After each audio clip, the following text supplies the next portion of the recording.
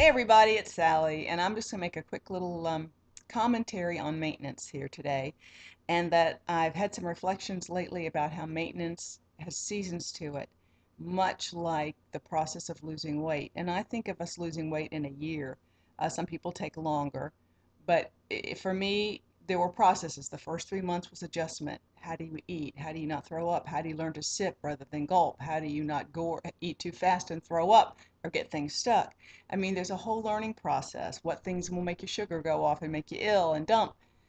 Once you work yourself through that, then you're at month 3 to 6, and that 3 month period is when I really focused on exercise and giving it all I got before it wouldn't stop, make it work as fast as it could, because at 6 months it might stop. That's scary. 6 to 9 months, your body usually quits working for you. It starts to absorb everything. Well, you know what? I haven't found that to be true. Um, it might be true for other people. But so that's where I focused then. And then at 6 months, I freaked out because I wasn't getting where I wanted to fast enough. And I decided that I needed to stop putting that pressure on myself and claim victory. So at like 160, I claimed victory. I said, I'm hanging up the old harness. I'm tired of the striving. I am victorious. I have crossed the finish line. I am a success. Woo woo. And what did I do? That took a lot of pressure off me mentally, but I still did the same actions every day. I still walked out the process healthfully with good choices every day. And what happened? I wasn't fixated on the loss. I was, and I won't say obsessed, but pretty much focused on process only.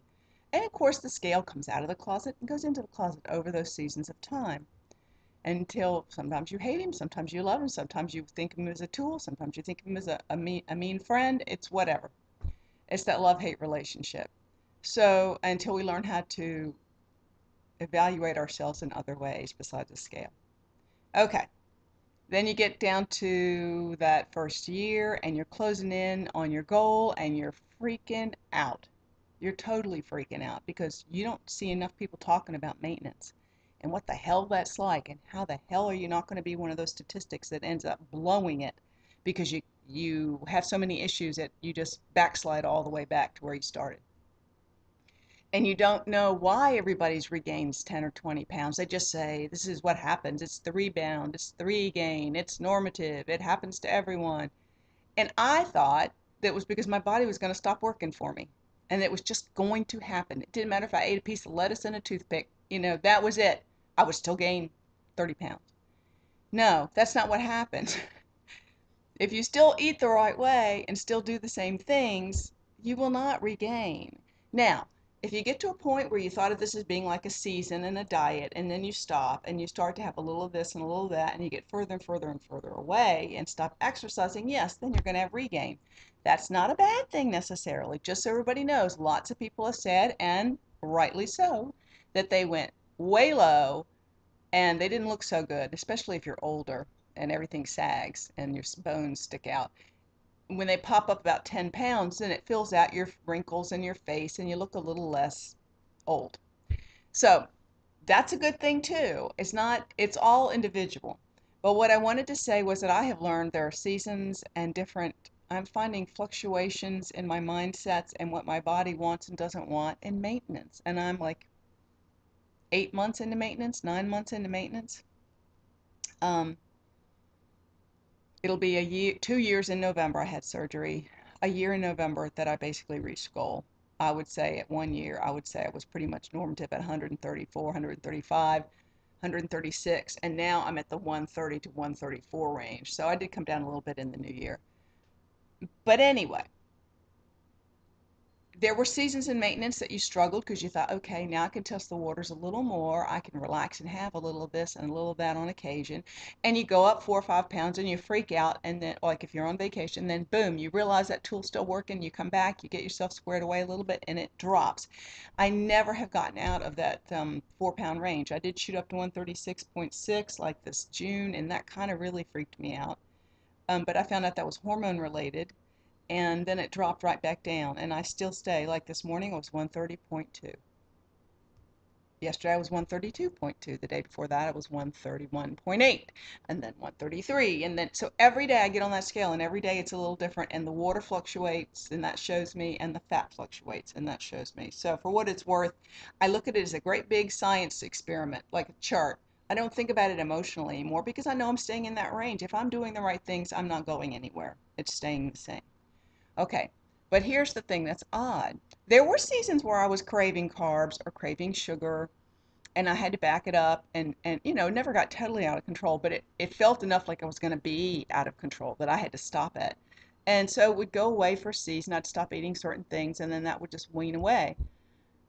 Well, I've had a new season. I do not crave. Maybe it's hormones. Maybe my hormones are finally banking out on me. But I am not craving crap. I don't crave carbs. I don't crave sugar. I mean, I enjoy sweet, but I don't go, huh, huh. Now, granted, I'm not buying any brownies or making anything like that to have in my house. That would just be insult to injury. But, for example, I was at the movies with my daughter yesterday. I knew I was going to be hungry, so I took a little wrap and snuck it into the movie theater. And um, she was starving, and she's not supposed to be eating crap either. She chose to eat healthy and go to the gym with me. She's joining my gym. Um, and she bought, because it was the cheaper option, a thing of pretzel nuggets and cheese dipping sauce. And I kid you not, there must have been 3 full cups of doughy big pretzel nuggets, like a big soft pretzel, but nuggets. And they sat right next to me. She put them on the arm between us. And I was like, okay, I'm gonna have, I'm gonna taste one. And I took a bit of half of it and I chewed it. It was gummy. It wasn't salty enough. It had no good flavor. There was no joy in eating it. And I went, yuck. And did they tempt me? Not at all. They did not tempt me at all. A boatload of bread products sitting next to me in the darkened theater to watch Harry Potter. Did I want to drink whatever I had in my bottle to keep my mind occupied a little bit? Yes, I did want to eat something because she was eating, but I made do with an apple and a little wrap, and I was fine.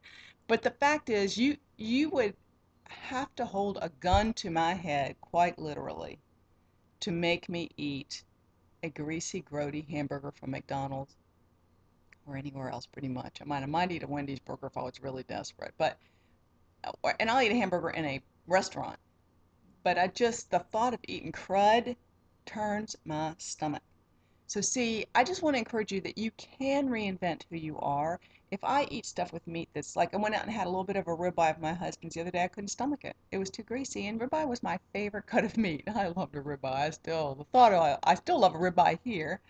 But my gut, it was just when you've detoxed from grease and heavy fat-laden stuff, your stomach really never likes that again. I remember that from Weight Watchers even many years ago.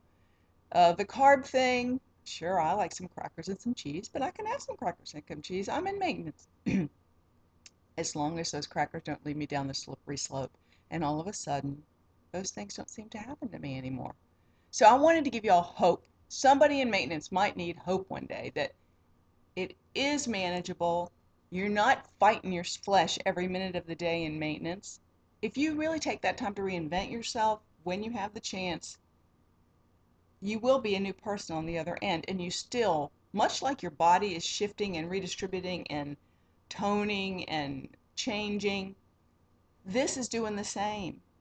Your stomach is doing the same. Your appetite and taste are doing the same.